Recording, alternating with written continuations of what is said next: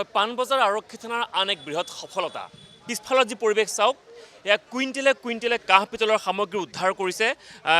পাণবজাৰ আৰক্ষীয়ে এয়া চাওক কপাৰৰ তাঁৰৰ পৰা আৰম্ভ কৰি কাঁহ পিতল বিভিন্ন সামগ্ৰী আৰু এই গোটেইখিনি সামগ্ৰী উদ্ধাৰ কৰিছে মণ্টু আলী নামৰ এটা দুষ্ট কাঁহ পিতলৰ সৰবৰাহকাৰী চক্ৰৰ পৰা আৰু ইতিমধ্যে মণ্টু আলীৰ যি গুদাম আছিল এই চুৰি সামগ্ৰীসমূহ মণ্টু আলীয়ে বিভিন্ন দিনৰ পৰা বিভিন্ন স্থানৰ পৰা চুৰি কৰি পেলাই তেওঁৰ গুদামত মজুত কৰি ৰাখিছিল আৰু তাৰ পাছত যোৱাকালি নিশা প্ৰায় 3 ঘণ্টা ধৰি যি পাণবজাৰ আৰক্ষীৰ অভিযান সেই অভিযান কালত এইসমূহ সামগ্ৰী জব্দ কৰিবলৈ সক্ষম হৈছে পাণবজাৰ আৰক্ষী আৰু এই যিসমূহ সামগ্ৰী জব্দ কৰিছে পাণবজাৰ আৰক্ষীয়ে সেই সামগ্ৰীসমূহৰ যদি আনুমানিক মূল্য যদি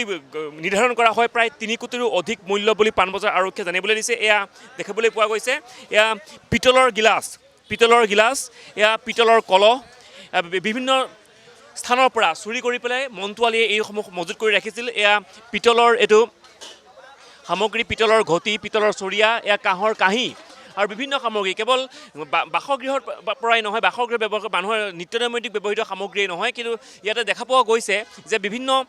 সাধাৰণতে অভিযোগ উত্থাপন কৰিছিল যে বিভিন্ন মঠ মন্দিৰৰ শেহতীয়াকৈ চুৰি কাৰ্য সংঘটিত হৈছিল সেই মঠ মন্দিৰৰ চুৰি কাৰ্যত ব্যৱহৃত সামগ্ৰীসমূহ ইয়াতে উদ্ধাৰ কৰা পৰিলক্ষিত হৈছে আৰু এইবোৰ সামগ্ৰী মণ্টু আলীৰ যি গোপন গুদাম আছিল সেই গোপন গুদামত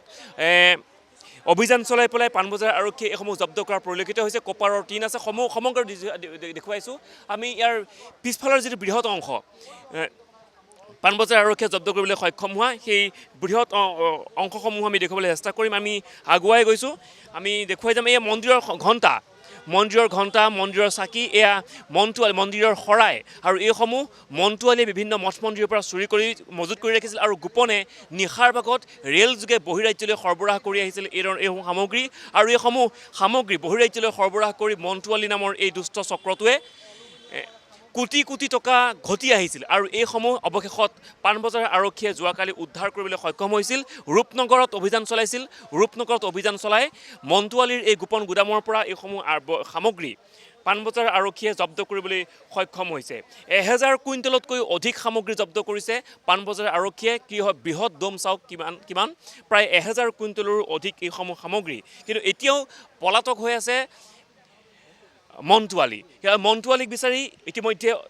অভিযান অব্যাহত ৰাখিছে পাণবজাৰ আৰক্ষীয়ে কিন্তু কিমান সক্ষম হ'ব মণ্টু আলীক কৰায়ত্ব কৰিবলৈ সেয়া পৰৱৰ্তী সময়ত লক্ষণীয় হ'ব কিন্তু এয়া চাওক বৃহৎ সামগ্ৰী প্ৰায় 1000 কুইণ্টেলৰো অধিক সামগ্ৰী মণ্টু আলীৰ যি গোপন গুদাম আছিল ৰূপনগৰত সেই গোপন গুদামত প্ৰায় 3 ঘণ্টা ধৰি অভিযান চলাইছিল পাণবজাৰ আৰক্ষীয়ে সেই 3 ঘণ্টা ধৰি অভিযান চলোৱাৰ অন্তত এইসমূহ সামগ্ৰী উদ্ধাৰ কৰিবলৈ সক্ষম হৈছে পাণবজাৰ আৰক্ষীয়ে এটকা দুটকাৰ সামগ্ৰী নহয় 1000-2000 সামগ্ৰী নহয় কোটি কোটি টকাৰ সামগ্ৰী 8 কোটি টকা সংগ্ৰহ কৰি 8 কোটি টকা ব্যয় কৰিছিল এইসমূহ সামগ্ৰীত মণ্টু আলীয়ে আৰু এই সামগ্ৰীসমূহ ইতিমধ্যে পাণবজাৰ আৰক্ষীয়ে জব্দ কৰিছে আৰু পুনৰবাৰ কৈছোঁ যিজন অন্যতম মাষ্টাৰ মাইণ্ড মণ্টু আলী সেই মণ্টু আলী এতিয়া পলাতক হৈ আছে আৰক্ষীৰ যোৱাৰ উমান পাই আৰক্ষী অভিযানৰ উমান পাই মণ্টু আলীয়ে পলায়ন কৰিছে আৰু পলাতক মণ্টু আলীক বিচাৰি ইতিমধ্যে পাণবজাৰ আৰক্ষীয়ে অভিযান অব্যাহত ৰাখিছে আৰু এইসমূহ চাওক বৃহৎ সামগ্ৰী